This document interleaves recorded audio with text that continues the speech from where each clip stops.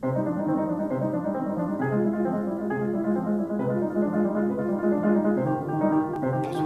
merci d'être venus une fois encore très nombreux pour venir écouter Michel Onfray, et merci à ceux qui nous regardent depuis le site mola.com.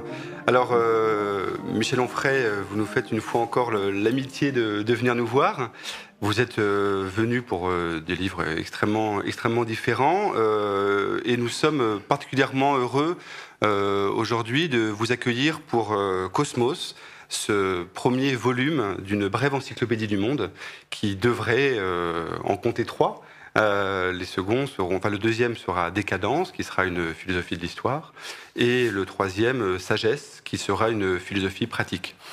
Alors, on y reviendra probablement. Il y a évidemment quelque chose d'ironique doublement ironique probablement, à appeler brève encyclopédie un ensemble qui, je pense, approchera les 1500 pages. Et comme vous le dites vous-même par ailleurs, dire d'une encyclopédie qu'elle est brève, c'est faire preuve d'une sorte d'humilité un peu ironique qui vous convient bien. Alors, vous avez, pour présenter ce livre, fait de très nombreuses interventions dans les médias. On va essayer peut-être de faire un entretien en abordant des sujets un peu moins traités. Le livre, nous nous en réjouissons, est un très grand succès de librairie. Et vous avez indiqué, vous le dites dans le livre à plusieurs reprises, que c'est un premier livre. Ce qu'on peut entendre d'une façon, il abolit les autres, mais d'une façon un peu hegelienne, il les abolit tout en les contenant. Et il fallait ces livres-là, je crois près de 80, pour aboutir à celui-là.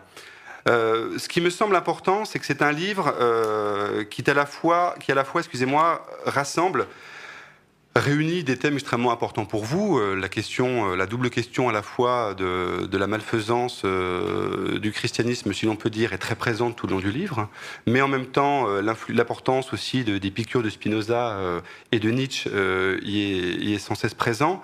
Mais c'est surtout un livre qui est certes réuni, mais ouvre vers de nouveaux horizons, me semble-t-il, à la fois nouveaux horizons théoriques, mais aussi nouvelles façons de faire dans la façon dont vous faites votre livre. C'est un livre qui est, vous le dites vous-même à plusieurs reprises, c'est un livre qui est aussi la manifestation d'une forme de changement dans votre rapport au monde. Il y a à la fois des thèmes très généraux qui sont traités, puisque les 5 parties sont le temps, la vie, l'animal, le cosmos, le sublime.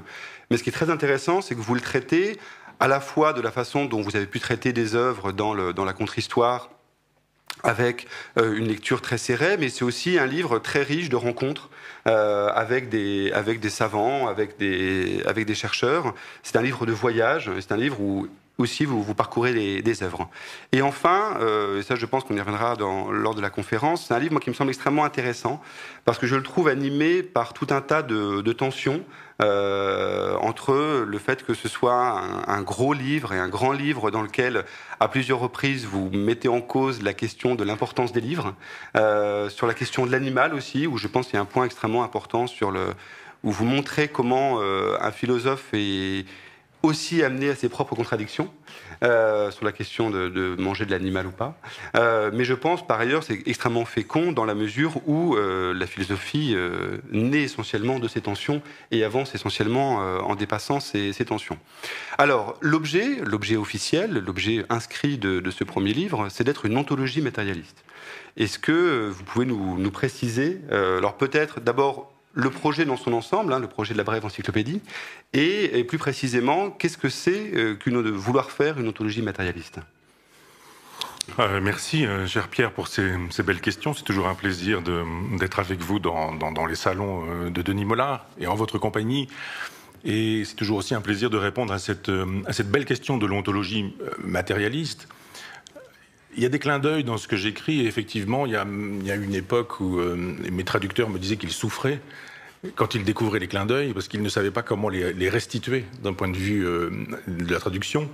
Je traduis en presque une trentaine de langues, et c'est vrai qu'il y a des moments où il y a des clins d'œil qu'on voit, des clins d'œil qu'on ne voit pas. Alors il y a évidemment l'idée qu'une brève encyclopédie, c'est un oxymore, J'aime bien cette figure rhétorique de l'oxymore, une chose et son contraire, qui dit autre chose qu'une contradiction, mais qui effectivement, vous avez eu raison de parler de Hegel et de cette fameuse Aufhebung, la fameuse conservation en dépassement. On conserve et on dépasse. Si on fait une encyclopédie, on est vaste, on fait quelque chose d'immense. Et si c'est bref, est-ce que ça peut être une encyclopédie? À quoi ressemble une brève encyclopédie quand elle se propose de ne faire que 1500 pages? Donc effectivement, il y avait une ironie qui n'est pas forcément toujours saisie. Il y a quelque chose de culotté dans le sous-titre, puisque le sous-titre de L'être et le néant, c'est un essai d'ontologie phénoménologique. Donc évidemment, un essai d'ontologie matérialiste est une espèce de clin d'œil aussi à ceux qui le verront. Ceux qui ne le voient pas, c'est pas grave, ça peut se comprendre quand même. Il y a plusieurs entrées dans ce sous-titre, mais si on oublie le clin d'œil pour les philosophes philosophants, parce que c'est pas forcément très utile, c'est comme ça en passant, c'est aussi une proposition philosophique que j'estime être nécessaire dans une époque où les ontologies, par définition, ne sont pas matérialistes. L'ontologie, c'est une discipline qui s'occupe de l'être en tant qu'être. Il y a cette table, il y a ce micro, il y a ce verre, il y a cette bouteille, etc. Ce sont des objets que je peux décrire. Et je veux dire de ce verre qu'il est un verre à pied, qu'il est en cristal, qu'il est comme ceci, qu'il est comme cela, etc. Sauf que si je parle du verre, ça peut être un Duralex, ça peut être un verre à champagne, qui peut être une coupe et une flûte, ça peut être, etc. etc. Donc il y a dans l'ontologie un art de disserter sur les choses en tant qu'elles sont ces choses-là. En tant qu'elles sont choses, et non pas, pardon, en tant qu'elles sont ces choses-là en particulier. Donc ce n'est pas cette table en particulier, mais la table, qui suppose que nous pouvons, avec une surface plane et des pattes, installer des choses, etc. L'ontologie, c'est la science de l'être en tant qu'être, dit Aristote. Donc quand je me propose une ontologie, c'est une invitation à dire « n'ayez pas peur de ce gros mot », il s'agit juste de savoir ce qu'il y a dans ce que vous voyez. Il y a de l'être partout. Et l'être, pour moi, se confond à ce que Heidegger appelle les étangs, qu'un journaliste avait d'ailleurs orthographié récemment avec un G. Donc un étang est un étang, mais pour autant, ça n'est pas seulement l'étang de Heidegger. Donc il y a l'être et les étangs, dit Heidegger. Les étangs, c'est tout ce qui est. L'être, c'est ce qui fait que tout ce qui est, mais sans obligatoirement être ceci, cela, telle couleur, telle forme, etc. etc. Et ça, c'est une rupture essentielle dans la philosophie occidentale, de Platon jusqu'à Heidegger, en passant par Descartes et Kant, etc. On oppose toujours une espèce d'être avec une majuscule et les étangs, en considérant que l'être, ça c'est subtil, on peut théoriser sur l'être, mais que les étangs, c'est trop vulgaire, que ce qui est, c'est pas très intéressant. Donc là aussi, ou là encore, et là encore, il y a un oxymore dans l'ontologie matérialiste, puisque l'ontologie, quand on en parle, elle est souvent métaphysique.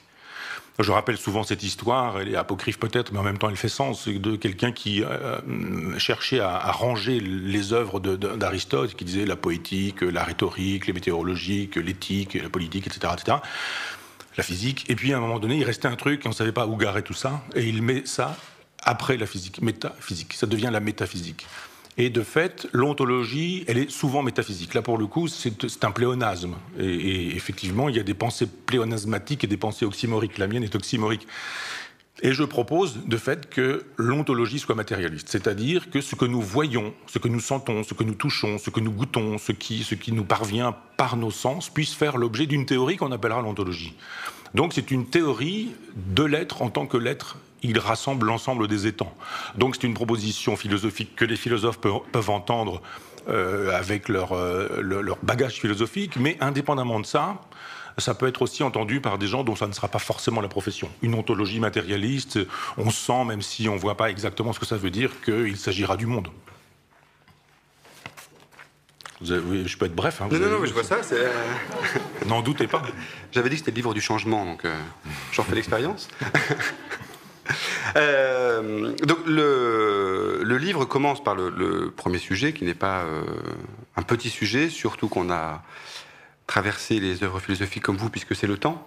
Ce qui me semble, il y a deux lignes de choses, deux lignes de fuite, si l'on veut parler comme ça, qui me semblent traverser le livre. D'abord, il y a une sorte d'écart, donc ce que j'évoquais comme étant une tension, dans la mesure où vous avez manifesté plusieurs fois l'idée que vivre, c'est vivre avec un horizon du plaisir, alors un plaisir c'est pas un plaisir pour le plaisir, c'est un plaisir qui est ordonné philosophiquement, si l'on peut dire. Et en même temps, tout en étant un livre qui appelle sans cesse à la volonté de manifester son désir de vivre, on voit que quelque chose dans l'époque, dans le temps, et si l'on pense de façon plus large, et je pense que ce sera probablement l'objet du prochain livre, dans l'époque, au sens du temps un peu long de l'Europe et du monde, est marqué par la question du nihilisme. Et que, à la fois, sans cesse vous appelez à l'idée que il faut vouloir la vie qui nous veut, et en même temps, l'époque dans laquelle vous dites ça est une époque qui, je vais pas dire vous déplaît parce qu'il y aura un aspect de jugement de goût, c'est pas cette question-là. Mais vous avez, dans le dessin que vous faites de l'époque, il y a quand même l'idée qu'on vit un temps qui est un temps noir, si l'on peut, spirituellement, socialement, techniquement, etc.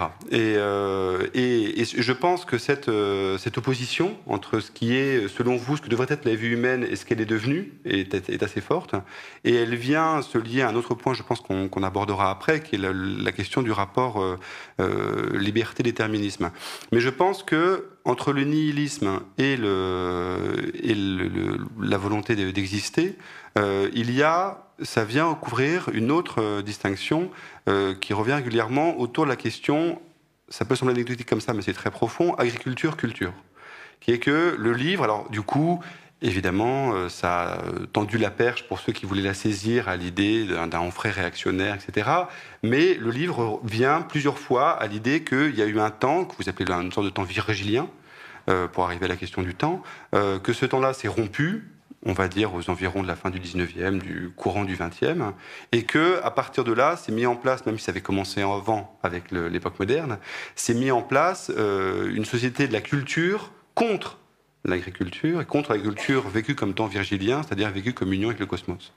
Est-ce que vous vivez effectivement ces tensions-là entre votre désir de vivre et une époque nihiliste? Est-ce que effectivement ça recouvre bien ce que vous cherchez à dire? Oui, et je pense qu'il faut que nous puissions nous installer dans le long temps, dans les longues durées. Et ça devient de plus en plus difficile parce que j'ai l'âge qui me permet de savoir que nous avons accéléré un processus de civilisation et que tout va de plus en plus vite.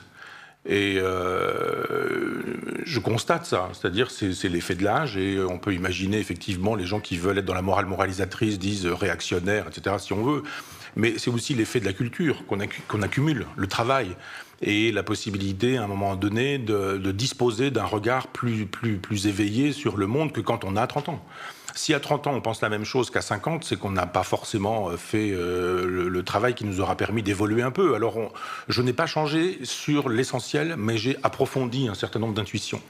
Et il y a des moments où on a des sujets qui nous passent au-dessus de la tête parce qu'on n'a pas la culture. Moi j'ai fait une partie de ma thèse sur Spengler.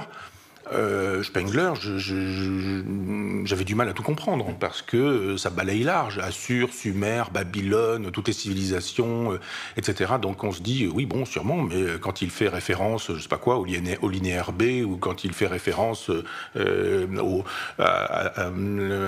visage dans le Fayoum par exemple, on se dit mais le Fayoum je sais pas ce que c'est. Enfin bon, il y a un moment donné où il faut savoir, il faut travailler, et puis on commence à comprendre des gens qui ont des visions plus générales. Je songe à Spengler, bien sûr, mais Toynbee ou Malraux, quand Malraux parle de l'histoire de l'art, parce qu'on a accumulé de la culture qui, d'un seul coup, nous permet de penser en termes d'historien. Je ne suis pas historien, mais je dispose d'assez d'informations historiques pour pouvoir disposer d'un regard qui est susceptible de ne pas se contenter de l'instant pur.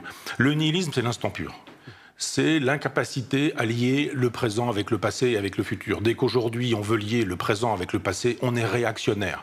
Donc on est réac, donc on est facho, donc on est vichiste, donc on est pétiniste, et donc c'est Adolf Hitler, donc la Shoah, donc on est à l'origine des 6 millions de morts. Alors évidemment, on a peur de dire qu'on aimerait bien revenir à l'école, l'époque, une école où on apprenait à lire à l'école, par exemple. Dès qu'on dit ça et qu'on est assimilé à Adolf Hitler, il y a un moment donné où on n'a pas forcément les épaules quand on a 30 ans. Aujourd'hui, ça va, je les ai. Donc les épaules. Donc oui, je suis hitlérien, je suis stalinien, je suis léniniste, je suis bolchevique, je suis sartrien, non pas ça, mais je suis tout. Ça me fait plus peur, tout ça, comme ça pouvait me faire peur à une époque, et je laisse les gens dire on ferait réactionnaire, coming out réactionnaire. Ça me gênerait que Libération dise du bien de moi, et ils en ont dit récemment, ça me fait un peu de peine. Et donc je me dis, deviennent réac eux aussi, ou alors il va falloir qu'ils revoient leur jugement sur moi. Mais je pense qu'il y a juste un moment donné où on se dit, si on a lu Braudel, ce qui est mon cas, et qu'on ne s'est pas contenté des analyses de Braudel, qui nous parlent de la Méditerranée, c'est sympathique, la Méditerranée, les analyses de Braudel. Ce qui est intéressant chez Braudel, c'est la longue durée. Et on se dit, nous sommes dans une longue durée qu'on ne saisit pas parce qu'on est dans l'instant pur. C'est l'instant du tweet, c'est l'instant de l'info. Un clou chasse l'autre. Il y a une information, le centre du monde, c'est vous. Mais demain, c'est plus vous. Et le surlendemain, c'est plus celui qui faisait le centre du monde la veille, et puis, etc., etc. Et puis, on a perdu la mémoire de tout ça. Donc, celui qui dit, mais le présent, il s'enracine dans le passé, il produit des effets dans le futur, c'est quelqu'un dont on dit, mais vous ne seriez pas un peu réac, vous voudriez faire de l'histoire? Mais il y a un éternel présent, et l'éternel présent, c'est la vérité, c'est l'éternel présent de l'instant, de BFM Télé, enfin de cette espèce d'image en permanence qui ne nous dit rien d'autre qu'il y a de l'image. Et moi, je dis non, il n'y a pas que de l'image. L'image, elle est enracinée. L'image, elle nous dit quelque chose. L'image, elle provient d'un monde. Et l'image, elle va vers un monde.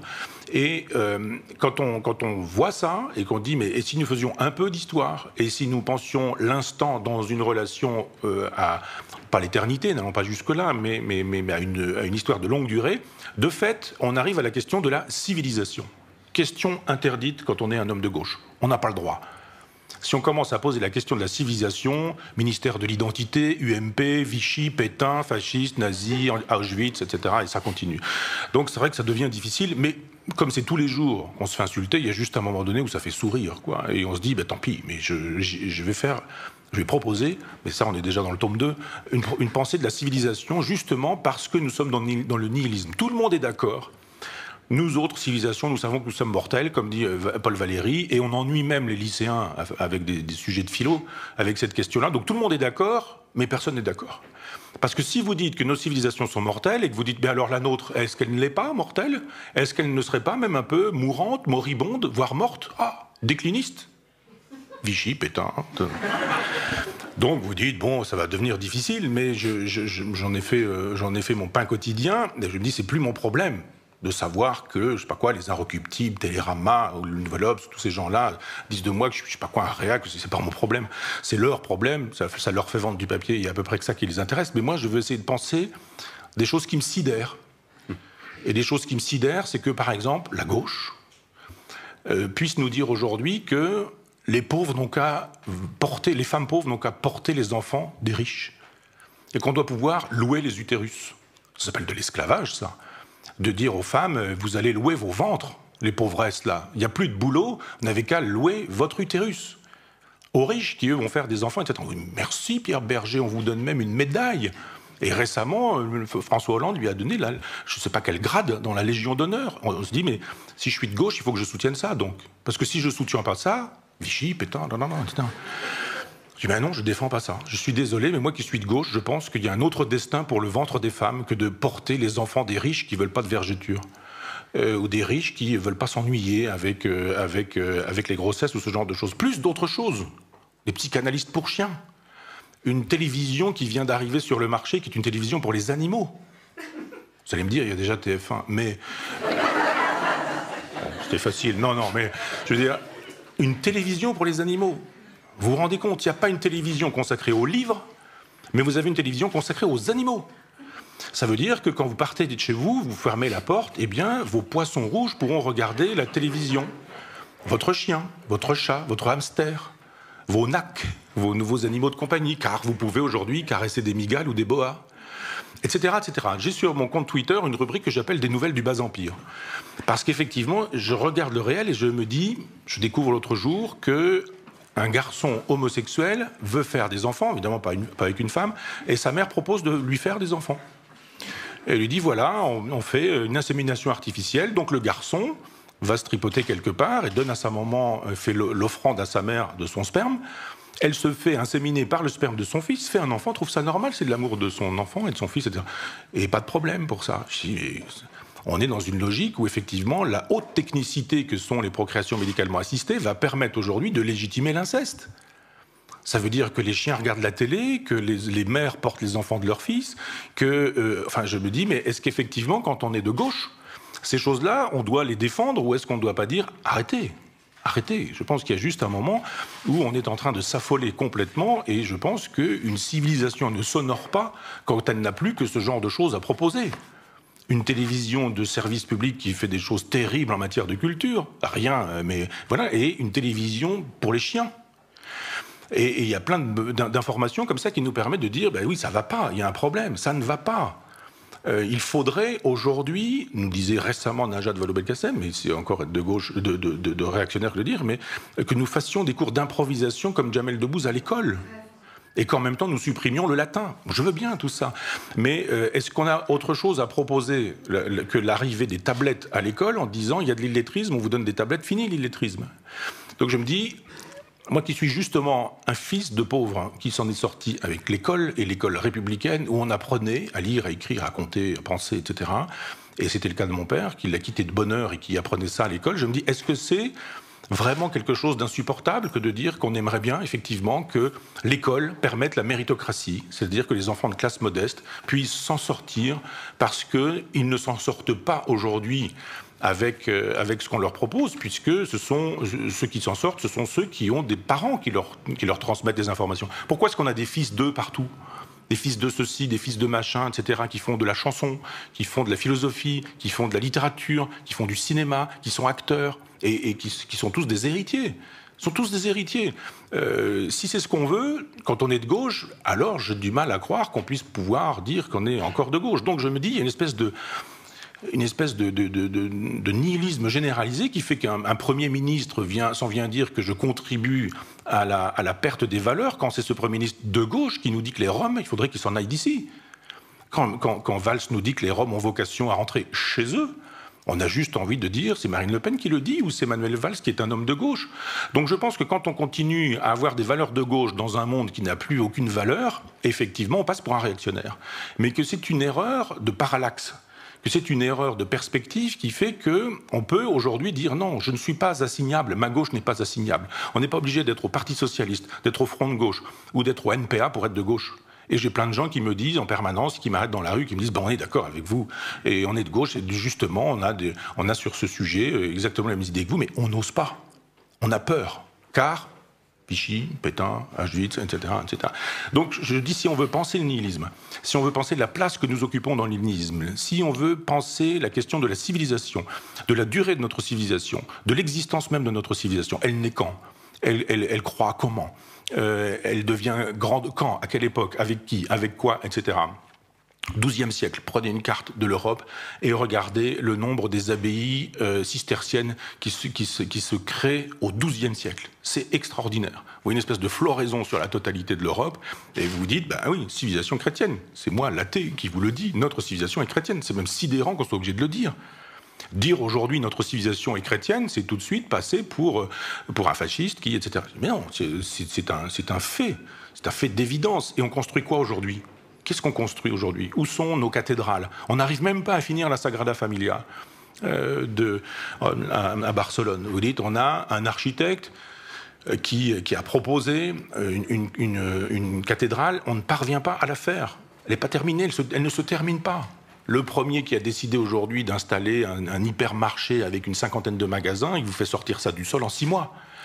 Donc il y a effectivement des choses qui nous permettent de voir que notre civilisation s'effondre, est effondrée, ne va pas bien. Et alors je ne le dis pas en disant soyons réactionnaires, du genre restaurons un ordre ancien, c'était mieux avant, etc., etc. Je dis juste qu'il faut constater que les civilisations marquent leur époque dans un temps, dans une géographie, dans une histoire, et que ça disparaît. Voilà, il y a eu justement, je parlais tout à l'heure, Assur, Sumer, Babylone, etc. On a eu les Grecs, on a eu les Romains, on a eu l'Europe. L'Europe, ça démarre avec Constantin, 4e siècle après Jésus-Christ, et ça s'effondre. Bon, je ne vais pas donner le détail de décadence, j'y travaille, mais je veux dire, ça s'effondre, il y a des processus particuliers qui montrent pourquoi, quand, comment ça s'effondre, et puis à un moment donné où effectivement on voit que nous ne créons plus rien, nous ne produisons plus rien, et que nous sommes dans un nihilisme généralisé. On écrit des romans à l'époque du Nouveau Roman où Alain Robbe-Grillet nous dit pas de personnage, pas de psychologie, pas d'intrigue. On nous fait de la musique avec du silence, les 4 minutes 33 de silence de John Cage. On nous fait du cinéma sans images, Guy Debord.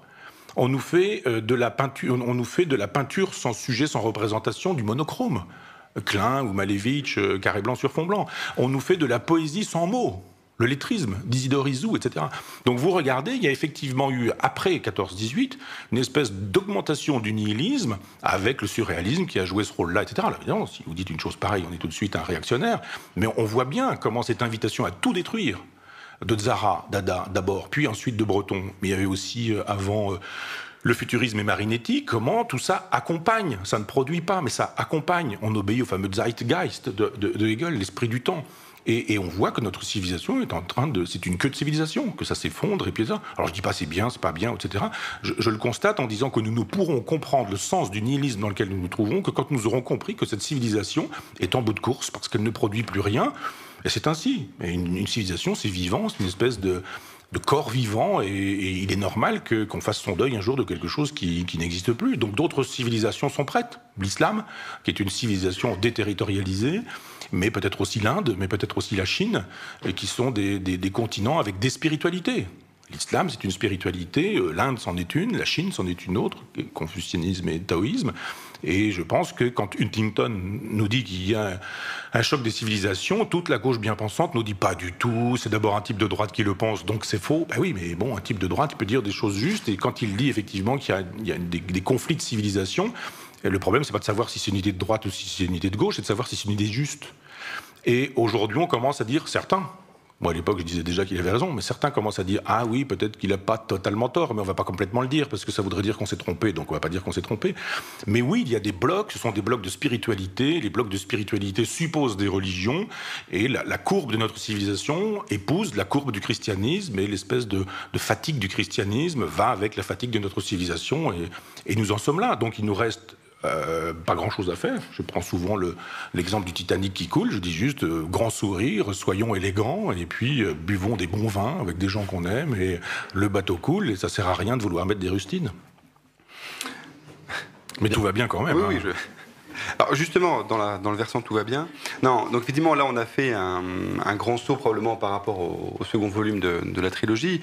L'objet vraiment de Cosmos, en fait, c'est de traiter tous les soubassements, alors, d'une partie de la civilisation, parce que vous avez de très nombreuses et très intéressantes pages sur la construction des civilisations primitives, entre autres la question de la place du soleil, et dans un deuxième temps, la façon dont justement le christianisme va recycler tout ça tout au long enfin, le recycler à la fois pour s'attacher la croyance des fidèles, et en même temps pour l'épuiser, pour y substituer son propre nihilisme.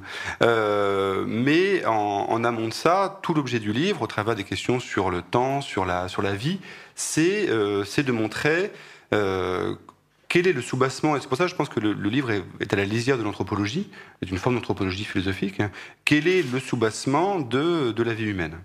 Et à la fois dans ces structures, comme le temps, même si, comme vous le dites, contre Kant, on n'est pas sur une structure a priori, mais sur une force a posteriori, ce qui me semble, et c'est pour ça que je pense que votre livre est essentiellement le livre d'un vitaliste, c'est que que ce soit le temps ou la vie, nous sommes essentiellement animés par des forces. Et là, de la même façon, on retombe sur une autre question par rapport à votre façon de voir le monde, qui est la question de l'articulation liberté-déterminisme. Alors, vous reprenez évidemment la phrase de Spinoza, nous nous croyons libres parce que nous ignorons les causes qui nous déterminent. Néanmoins, l'ensemble de votre œuvre est un appel à une forme de liberté. Et tout l'objet du livre, de Cosmos, est de montrer de quelle façon, aussi bien le temps que la vie, est quelque chose qui nous veut, et qu'être libre, c'est vouloir la force qui nous veut. Et je pense que c'est très frappant. Donc vous prenez les exemples, évidemment, je dis évidemment parce qu'on vous les a entendus dire par ailleurs, mais avec les anguilles, avec les parasites. Il y a de plus en plus l'idée que l'homme est une bactérie aussi, qui est une idée qui se développe beaucoup dans les scientifiques contemporains. Est-ce que vous pouvez nous dire comment... Alors d'abord, est-ce que c'est chez vous quelque chose, on va dire, de relativement récent, cette vision de l'idée d'être...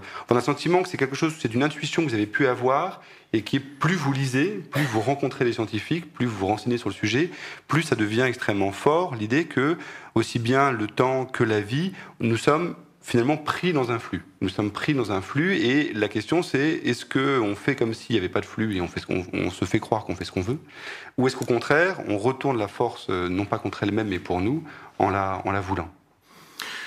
Il y a des faits qui m'ont stupéfait, c'est-à-dire que je m'intéresse à l'art préhistorique et je me dis, mais quand on prend là encore une carte, j'aime beaucoup les cartes, et on lit pas assez de cartes et on regarde pas assez les cartes géologiques, etc.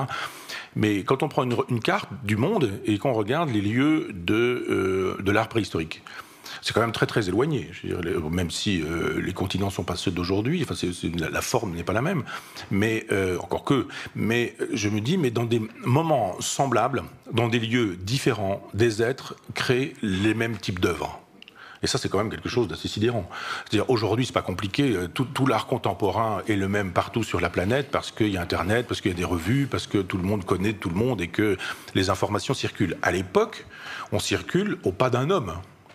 Et donc, il n'est pas question d'imaginer que quelqu'un qui fait des peintures préhistoriques ou qui travaille dans une grotte préhistorique, il s'en va donner des cours ailleurs en prenant un avion qui va lui permettre d'aller travailler dans une grotte à l'autre bout de l'Europe, etc., voire en Asie.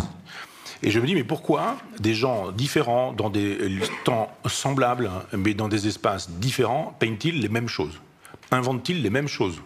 Pourquoi est-ce que, alors qu'on n'a pas appris aux hommes à tailler une pierre, eh bien, taille-t-on pareillement les pierres partout sur la planète au même moment?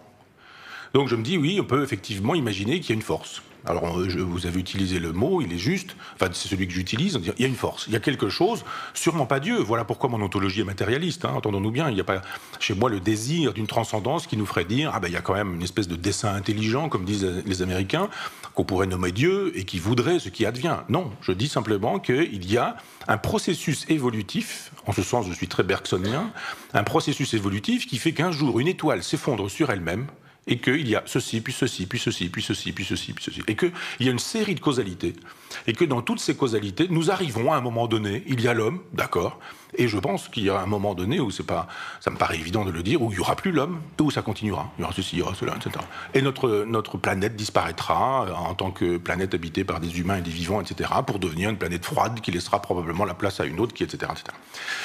Simplement, là encore, quand je disais qu'il fallait penser en termes de longue durée, il faut penser en termes de longs espaces aussi, et se dire que notre petite histoire est placée dans une très longue histoire.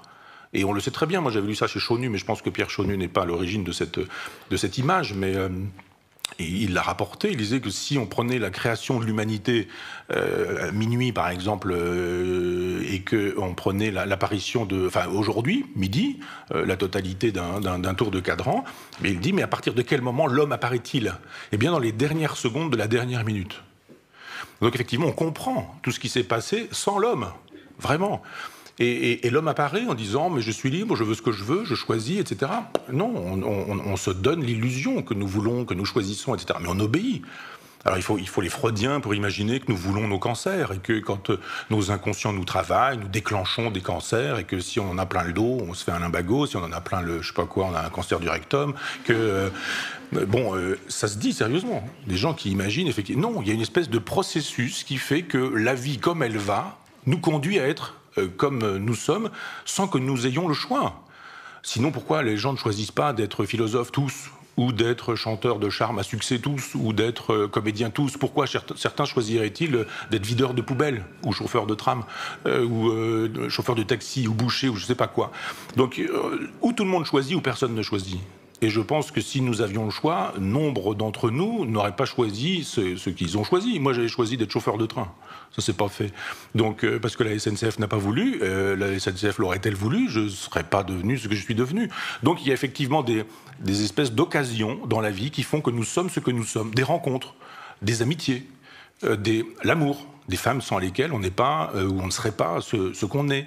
Et tout ça, ce sont des hasards. Parce que, ben voilà, vous êtes, je sais pas quoi, nommé dans un lycée, il y a quelqu'un, et puis vous auriez pu être nommé dans un lycée à côté, ou pas dans ce lycée, où vous loupez votre train, et puis vous prenez un autre train, puis il y a quelqu'un sur un banc qui est là, etc. Bon, il y a mille choses qui font que on aurait pu vivre une autre vie, on vit celle-ci, et on a l'impression de l'avoir choisie. Moi, je ne crois pas. Et je crois que, plutôt que de croire qu'il faudrait choisir entre choisir totalement sa vie à la Sartre, ou ne la choisir pas du tout à la Spinoza, ou à la Schopenhauer, par exemple, je pense qu'on doit pouvoir dire, et à la Nietzsche, qu'on peut se créer liberté.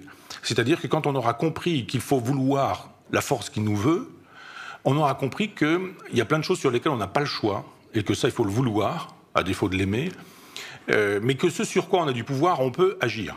C'est peu, mais le peu peut parfois être beaucoup. C'est-à-dire que les stoïciens, quand ils nous disaient qu'on n'a pas de pouvoir sur la mort de quelqu'un qu'on aime, la mort elle est là. En revanche, on a du pouvoir sur la représentation qui est toujours la mort d'autrui, ou etc., ou la souffrance, ou la douleur, ou je sais pas quoi. Les stoïciens nous disent c'est une représentation.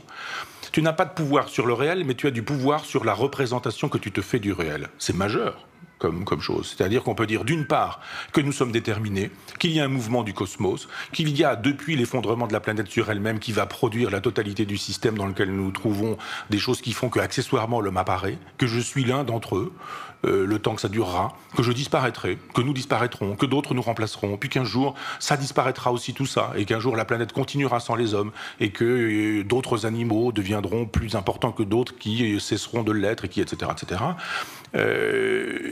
Et puis que quand même, dans cette petite portion existentielle qui est la nôtre, nous avons le pouvoir de mieux vivre, de bien vivre. Et c'est ce que j'appelle l'hédonisme. Alors c'est vrai que vous avez utilisé le mot, et que c'est un mot hyper chargé, parce que l'hédonisme c'est le plaisir, et quand on parle du plaisir, chacun entend mon plaisir. Et comme les gens sont rarement heureux dans l'existence qui est la leur et qu'ils ne sont pas très clairs forcément sur leur plaisir ou pas très heureux avec le plaisir qui est le leur, immédiatement, ça les excite ou ça les énerve. Et ça devient une affaire personnelle. Et quand on dit plaisir, immédiatement, ça énerve, ça excite et on cesse de penser. Mais il y a juste une invitation dans l'hédonisme qui est le mien, une invitation à dire, mais fabriquez de la jubilation à être, de la jubilation à être avec autrui, de la jubilation autour de vous, mais faites de votre corps un partenaire.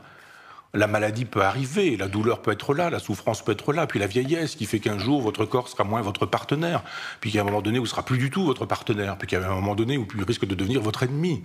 Donc ayez conscience de tout ça et réconciliez-vous avec tout ce qui peut vous donner du plaisir, qui donnera du plaisir à autrui. Alors c'est pas cigarette, whisky et petite pépé, c'est pas un hédonisme de sybarite. On peut très bien avoir du plaisir à boire de l'eau fraîche avec quelqu'un qu'on aime et à pas avoir du plaisir avec un très grand vin avec des crétins qui partageront notre table. Quand je dis crétin, ça marche pas qu'avec Manuel Valls, hein. Je veux dire, c'est large comme concept.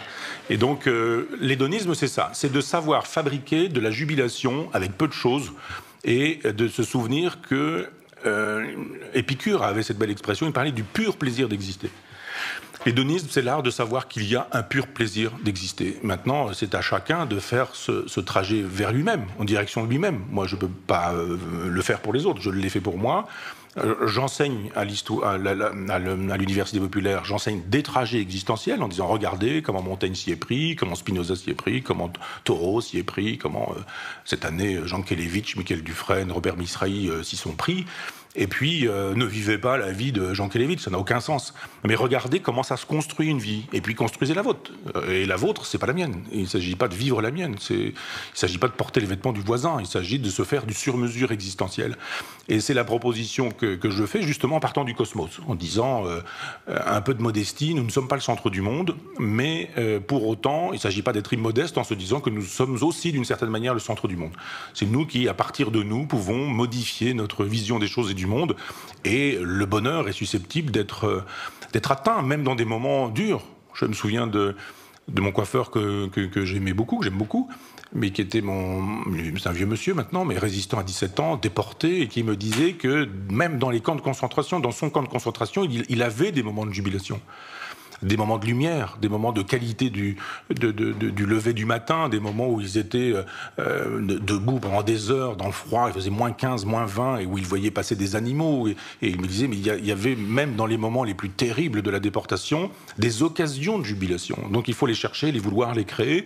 Et l'hédonisme auquel j'aspire, c'est ça. C'est pas un hédonisme, évidemment, consumériste ou facile et à la petite semaine. Alors, malheureusement, le temps commence déjà à nous presser.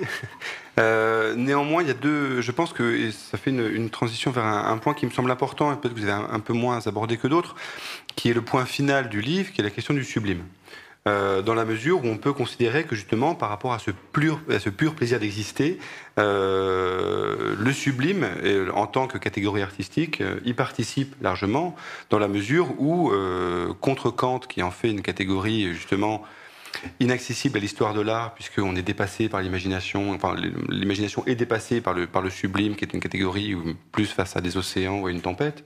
Vous essayez, vous commencez à esquisser dans cet ouvrage-là, là aussi une contre-histoire de l'art, alors qui pourrait commencer avec l'art rupestre que vous évoquez à de nombreuses reprises dans le livre, et que vous faites courir après via Archimboldo, via un petit tableau que vous possédez. Et donc voilà, il y a des pages assez belles où à la fois c'est un tableau, peut-être que vous l'évoquerez, qui vous touche énormément, mais dont vous ne savez pas vraiment quoi faire. Et c'est peut-être ça aussi l'un des signes du sublime. Juste une lecture de Caspar Friedrich, pour le coup complètement déchristianisé et complètement rendu à ce qu'il est probablement, qui est effectivement l'un des grands peintres du sublime, et jusqu'au Landart, qui orne la couverture du livre, avec des pièces où la boucle est bouclée, puisque évidemment le temps est circulaire, et dans la mesure où le Landart est probablement l'une des reconstructions contemporaines d'un art primitif, si on peut penser à ces catégories-là. Est-ce que vous pouvez nous dire justement comment pour vous, puisqu'on a évoqué, je pense dans d'autres livres, vous avez évoqué de façon plus longue d'autres voies du pur plaisir d'exister, comment justement l'art, au travers de cette filiation, de cette contre-filiation de l'histoire de l'art, est un des instruments essentiels avec la contemplation du cosmos, de la possibilité justement d'accéder à soi-même. Oui, le concept de contre-histoire renvoie évidemment à l'existence d'une histoire. S'il y a une contre-histoire, c'est qu'il y a une histoire et que je propose une histoire à côté. Et c'est souvent l'histoire officielle. Et l'histoire officielle, elle l'est pourquoi ? Elle l'est parce qu'il aura fallu fabriquer une civilisation. Alors on verra, mais je suis presque en train de... Je pense que vous ne voulez pas que je vienne parler de décadence, parce qu'on est en train de faire la réunion ou la rencontre pour Décadence, mais il y aura dans Décadence cette proposition que Jésus n'ayant jamais historiquement existé, puisque c'est une proposition qui se fait à partir d'un Ancien Testament qui l'annonce, et une secte juive nous dit que ce Jésus n'est pas, enfin ce prophète, ce Messie n'est pas à venir puisqu'il est déjà venu, et on le fabrique à partir de l'identité qu'on lui prêtait en disant, eh bien regardez, il est ceci, il est cela. Mais toutes les qualités de Jésus, elles sont déjà dans un Ancien Testament qui les annonce, et c'est ce qui fait qu'on peut parler de judéo-christianisme. Donc Jésus n'existe pas historiquement, simplement après, on a fait un personnage qui a existé, un personnage fabuleux, etc., et on lui fabrique une vie. Le père, la mère, Jésus, Marie, Joseph, les rois mages, etc., etc. Et c'est ce que les historiens ont appelé une forgerie. Et cette forgerie, elle se fait notamment avec Constantin, qui lui invente pour le coup une crucifixion. Mais il invente une crucifixion, c'est comme si vous disiez aujourd'hui que vous avez le téléphone portable de Descartes. Vous dites, évidemment, Descartes, téléphone portable, ça m'étonne, quoi. Au XVIIe siècle, il n'y en avait pas. Eh bien, si vous faites tout ce travail avec ce qui se passe avec Jésus sur le temps où il est censé exister, il y a plein de choses qui sont des anachronismes complets. Pas rentrer dans le détail, j'en donnerai la liste dans Décadence. Mais l'art arrive à un moment, et c'est un moment extrêmement important dans l'histoire, c'est le moment de la querelle des iconoclastes, des iconodules, des iconophiles. Hein. C'est-à-dire que des gens nous disent, est-ce qu'on a le droit de représenter Jésus, le Christ, Dieu ? Les musulmans ont répondu non, et ça produit un certain type de civilisation. Nous, on dit oui, non, peut-être, faut voir des conciles, ça se crêpe le chignon, les évêques, et il y a un moment donné où on décide oui, on a le droit. Et on nous fabrique une civilisation. C'est-à-dire ce Jésus qui n'a jamais historiquement existé, iconographiquement, on va le mettre partout. Partout, dans la moindre église de campagne, vous avez l'histoire de Jésus qui vous est racontée par des gens qui l'ont fabriqué. Si Jésus a historiquement existé, il n'a pas la tête qu'il a de dolicocéphale arien blond aux yeux bleus qu'on voit partout dans les églises. Il a la tête de Yasser Arafat. Enfin, pas d'aujourd'hui, mais je veux dire, la tête qu'a Yasser Arafat, mais qu'avait Yasser Arafat. Palestinien, avec le nez, les boucles des cheveux, etc. C'est un sémite. Donc, il ne peut pas avoir la tête qu'il a dans l'histoire de l'art. Il ne peut pas être comme ça, originaire du Danemark. C'est pas possible. Donc, on se dit, toute l'iconographie rend possible ce corps d'un Christ. Je crois que j'ai un peu oublié votre question, parce qu'on était sur... Alors, oui, parce qu'en plus, on va bientôt passer là. On était plutôt parti sur Arcimboldo, Caspar Friedrich, Landart, voilà, sur la contre-histoire. Voilà. Et donc, cette histoire de l'art, elle existe pour donner corps à une fiction. L'histoire de l'art occidental n'est jamais que l'histoire de la figuration d'un corps inexistant de Jésus qui lui donne une existence musicale, picturale, sculpturale, etc., etc. Ça n'est que ça, l'histoire de l'art occidental. Si vous sortez de cette histoire, vous avez une contre-histoire. Et il y a une contre-histoire qui, elle, permettrait de dire qu'il y a un art qui ne se contente pas de ça, d'être au service d'un pouvoir politique qui a besoin de figurer, au sens premier, de figurer Jésus, le Christ et l'histoire du christianisme. Et on voit comment ça se manifeste, doucement, comment on commence à peindre du paysage. Donc vous avez une vierge, hein, bien sûr. Il y a la vierge, l'enfant, etc. Puis derrière, vous avez un paysage. Et puis à un moment donné où la Vierge, elle est de moins en moins grande, puis le paysage est de plus en plus important. Puis à un moment donné où vous n'avez plus besoin de Vierge. C'est éventuellement votre copine, votre femme, ou l'épouse du commanditaire de la peinture. Donc on désacralise. Et puis à un moment donné où elle est dans un coin, et puis vous avez un paysage, puis à un moment donné vous avez le paysage, quoi. Et vous n'avez plus que le paysage. Donc il y a une espèce de laïcisation de la peinture, il y a la naissance de la nature morte, et puis il y a des peintres qui vont plus vite que d'autres. Arcimboldo, que tout le monde connaît, ce personnage qui faisait des figures avec des objets, une figure de poissonnier où vous aviez plein de poissons, etc., une figure du printemps, de l'été, de l'automne avec les légumes du printemps, de l'été, de l'automne, etc. Et je me dis, voilà, une peinture qui, elle, est franchement païenne. Pas de Jésus, pas de Christ, pas de nativité, pas d'Assomption, pas de etc., etc. Mais une peinture vraiment païenne parce qu'elle nous dit la vérité du monde qui est une vérité matérialiste, ontologie matérialiste, là encore. Il n'y a chez Arcimboldo que des choses du monde. Des poissons, des racines, des animaux, etc., etc. Et donc, je me dis, mais on peut continuer. Et de fait, prenez Chardin, par exemple, la nature morte chez Chardin, ou la nature morte dans les paysages, dans les peintures flamandes, hollandaises, et on découvre effectivement qu'il y a une autre histoire de l'art qui nous ramène au monde. Et que donc l'histoire de l'art, l'histoire officielle de l'art, elle nous éloigne du monde pour nous conduire vers Dieu, vers Jésus. Enfin, c'est de l'édification religieuse. On nous conduit au ciel. On nous demande l'imitation des saints, de Jésus, de Marie, de Joseph, etc. Et un autre courant dans l'art nous dit, mais non, regardez, le monde. La matérialité du monde, la réalité du monde. Et on pourrait faire une histoire de l'art classique qui irait jusqu'à l'art conceptuel, à l'art minimal, qu'on nous présente aujourd'hui comme un art essentiellement subversif, etc. Mais il n'y a rien de plus traditionnel et conformiste que l'art conceptuel, que l'art minimal, que toutes ces choses qui nous sont présentées aujourd'hui comme subversives. Parce que, justement, le concept, c'est déjà Jésus, quoi. On est toujours là-dedans. Vous avez des expositions où il n'y a rien. On vous dit, mais justement, c'est ça l'exposition. Rien. Oui, tiens, ça me rappelle Jésus. Où le problème, c'est pas tant ce qu'on nous expose que ce qu'on nous expose pas et qui est susceptible de générer du discours. Et dans l'art contemporain, souvent, vous n'avez pas forcément besoin d'objets, vous avez surtout besoin du discours qui va avec. Avec Jésus, c'est pareil. Vous avez besoin de théologie, de patristique, de père de l'Église, de somme théologique, de saint Thomas, qui va vous expliquer que si, ça existe comme ceci, ça existe comme cela, etc. Et je dis, mais en même temps que cet art qui nous invite à quitter le monde ou à fuir le monde, l'art conceptuel, l'art minimal, etc., l'arte povera, il y a un autre art, et qui, lui, nous invite à retrouver le monde. Et de fait, le land art, qui, lui, s'en vient nous dire, mais sculptons la nature, ou regardons autrement la nature, ou mettons en scène la nature. Et tous ces artistes du land art, ils m'intéressent parce qu'ils sont la plupart du temps pas très vendables. Dans le marché, c'est difficile de vendre une œuvre d'art, du land art. Alors ce que vous pouvez faire, c'est de la photographier et vendre les clichés. Ça se fait, parce que Christo a emballé le pont que vous savez, le pont neuf, et il y a eu des cartes postales et des produits dérivés, etc. Donc on peut évidemment, le land art n'est pas complètement pur sur ce terrain-là. Mais il y a la même chose avec la musique. Vous avez une musique extrêmement cérébrale, conceptuelle, avec une tradition qui, via le dodécaphonisme, le sérialisme, est arrivée jusqu'à John Cage, et où vous n'avez plus de musique. Concert de silence. Qu'est-ce qu'on fait après un concert de silence? Ça devient difficile. Si on veut rematérialiser la musique, eh bien, en même temps que cette musique existait, vous aviez des gens qui rematérialisaient le son, ou qui persistaient dans la matérialisation du son, et il y a un lignage de contre-histoire de la musique qui irait de Berlioz, par exemple, de Berlioz à mon ami Pierre Tilloy, qui est compositeur, qui est là dans la salle, et qui passerait par Varèse, qui passerait par Stockhausen, par exemple, ou Éric Tanguy, qui est aussi un ami compositeur, pendant qu'en face, vous auriez un lignage qui irait de Debussy jusqu'à un tas d'individus qui ont rendu possible la présence du son, du silence, comme quelque chose de majeur à la place du son.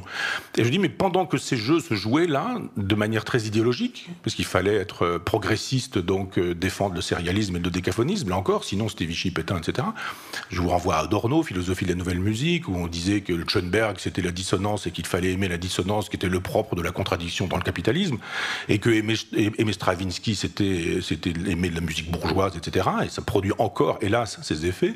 Et si on a aujourd'hui à Paris quelques-uns qui continuent à tenir le haut du pavé, c'est-à-dire des subventions avec ce genre de discours, c'est pas tellement un hasard. Et en face, vous avez une autre musique dont on parle assez peu, musique minimale, musique répétitive, les musiques américaines, les Phil Glass, les John Adams, les Steve Reich, enfin des individus qui disent des choses et qui sont des choses populaires, au sens noble du terme. C'est-à-dire qu'il y a dans les courants d'avant-garde cette idée que moins il y a de gens, plus c'est génial. Plus ça doit être subventionné par l'État aussi, hein, en ce sens, parce que sinon ça coûte très cher, mais comme il n'y a personne, sauf les amis, ben, il faut bien que des gens paient la subversion. Et vous avez des subversifs subventionnés qui persistent 50 ans après, en faisant la même chose que les subversifs d'avant-hier, de nous dire qu'ils sont eux la subversion. Et puis, comble du comble, il y a des gens qui ont le culot de faire de la musique aujourd'hui et de remplir les salles. Inadmissible. Donc s'il y a du peuple, c'est populiste, si c'est populiste, c'est démagogue, si c'est démagogue, c'est Vichy, c'est Pétain, etc. Donc, et je me dis, mais non, écoutez cette musique parce qu'elle nous dit quelque chose sur le temps.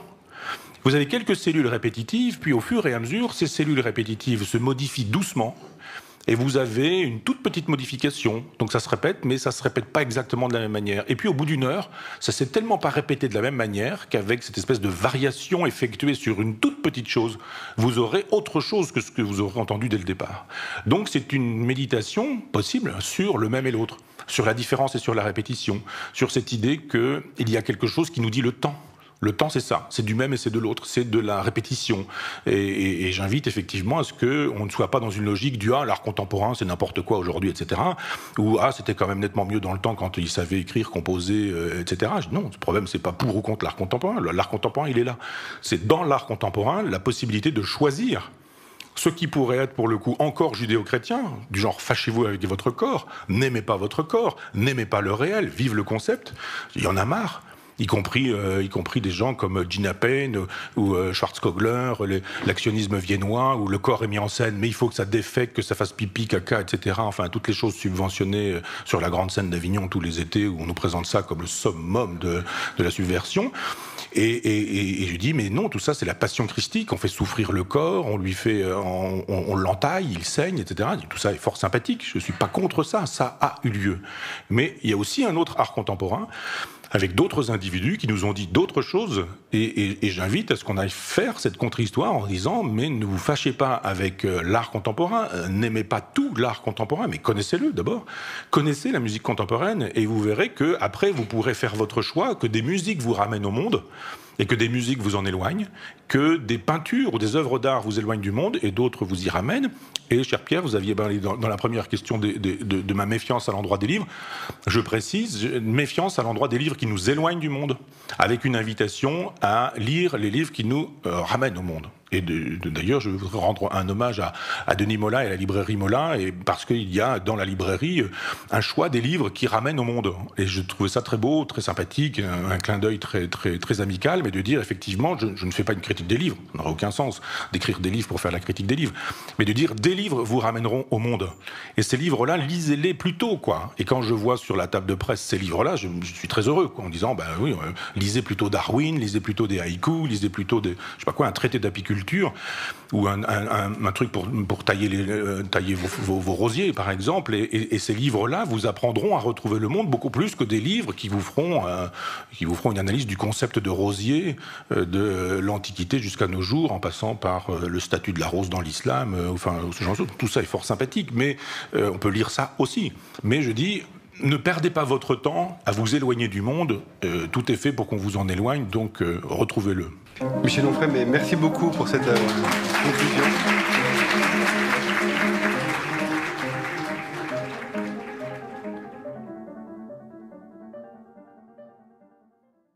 Des sujets un peu moins traités. Le livre, nous nous en réjouissons, est un très grand succès de librairie.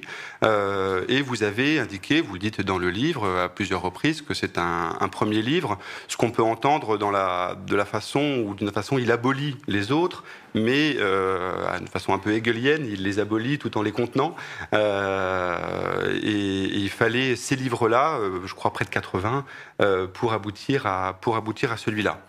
Ce qui me semble important, c'est que c'est un livre qui à la fois, excusez-moi, rassemble réunit des thèmes extrêmement importants pour vous. La double question à la fois de la malfaisance du christianisme, si l'on peut dire, est très présente tout le long du livre, mais en même temps, l'importance aussi des piqûres de Spinoza et de Nietzsche y est sans cesse présent.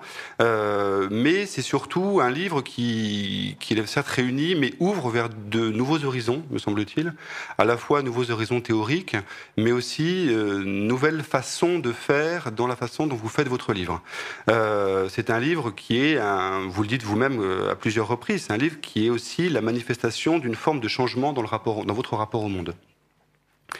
Il y a à la fois des thèmes très généraux qui sont traités, puisque les 5 parties sont le temps, la vie, l'animal, le cosmos, le sublime.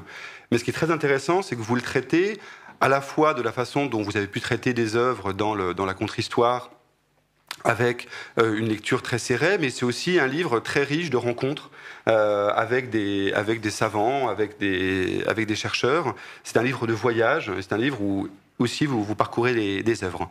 Et enfin, et ça je pense qu'on y reviendra lors de la conférence, c'est un livre moi, qui me semble extrêmement intéressant, parce que je le trouve animé par tout un tas de tensions, entre le fait que ce soit un gros livre et un grand livre dans lequel, à plusieurs reprises, vous mettez en cause la question de l'importance des livres, sur la question de l'animal aussi, où je pense qu'il y a un point extrêmement important où vous montrez comment un philosophe est aussi amené à ses propres contradictions sur la question de manger de l'animal ou pas.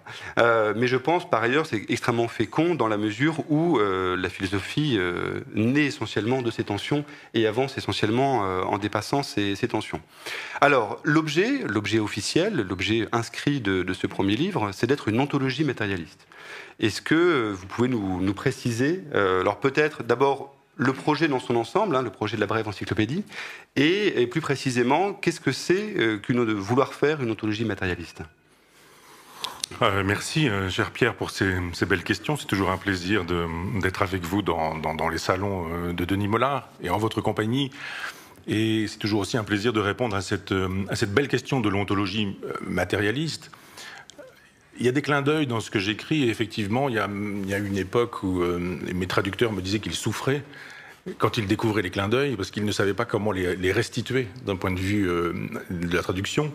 Je traduis en presque une trentaine de langues, et c'est vrai qu'il y a des moments où il y a des clins d'œil qu'on voit, des clins d'œil qu'on ne voit pas. Alors il y a évidemment l'idée qu'une brève encyclopédie, c'est un oxymore.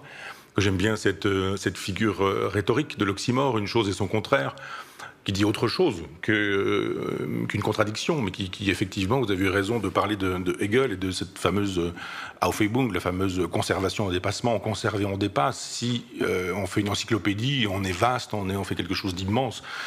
Et si c'est bref, est-ce que ça peut être une encyclopédie ? À quoi ressemble une brève encyclopédie quand elle se propose de ne faire que 1500 pages ? Donc effectivement, il y avait une ironie qui n'est pas forcément toujours saisie. Il y a quelque chose de culotté dans le sous-titre, puisque le sous-titre de L'être et le néant, c'est un essai d'ontologie phénoménologique. Donc évidemment, un essai d'ontologie matérialiste est une espèce de clin d'œil aussi à ceux qui le verront. Ceux qui ne le voient pas, c'est pas grave, ça peut se comprendre quand même. Il y a plusieurs entrées dans...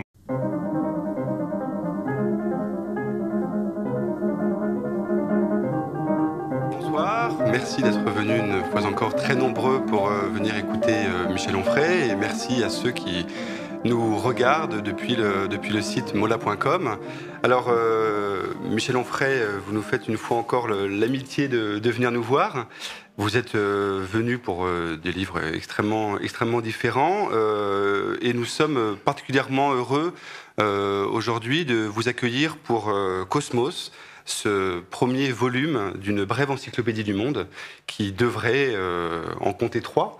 Le deuxième sera Décadence, qui sera une philosophie de l'histoire, et le troisième, Sagesse, qui sera une philosophie pratique.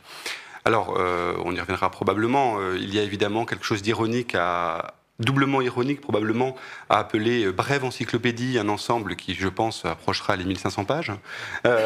Et comme vous le dites vous-même par ailleurs, dire d'une encyclopédie qu'elle est brève, c'est faire preuve d'une sorte d'humilité un peu ironique qui vous convient bien. Alors, vous avez, pour présenter ce livre, fait de très nombreuses interventions dans les médias. On va essayer peut-être de faire un entretien en abordant... Dans ce sous-titre, mais si on oublie le clin d'œil pour les philosophes philosophants, parce que c'est pas forcément très utile, c'est comme ça en passant, c'est aussi une proposition philosophique que j'estime être nécessaire dans une époque où les ontologies, par définition, ne sont pas matérialistes. L'ontologie, c'est une discipline qui s'occupe de l'être en tant qu'être. Il y a cette table, il y a ce micro, il y a ce verre, il y a cette bouteille, etc. Ce sont des objets que je peux décrire. Et je veux dire de ce verre qu'il est un verre à pied, qu'il est en cristal, qu'il est comme ceci, qu'il est comme cela, etc. Sauf que si je parle du verre, ça peut être un Duralex, ça peut être un verre à champagne, qui peut être une coupe et une flûte, ça peut être, etc. etc. Donc il y a dans l'ontologie un art de disserter sur les choses en tant qu'elles sont ces choses-là. En tant qu'elles sont choses, et non pas, pardon, en tant qu'elles sont ces choses-là en particulier. Donc c'est pas cette table en particulier, mais la table, qui suppose que nous pouvons, avec une surface plane et des pattes, installer des choses, etc. L'ontologie, c'est la science de l'être en tant qu'être, dit Aristote. Donc quand je me propose une ontologie, c'est une invitation à dire « n'ayez pas peur de ce gros mot », il s'agit juste de savoir ce qu'il y a dans ce que vous voyez. Il y a de l'être partout. Et l'être, pour moi, se confond à ce que Heidegger appelle les étangs, qu'un journaliste avait d'ailleurs orthographié récemment avec un G. Donc, un étang est un étang, mais...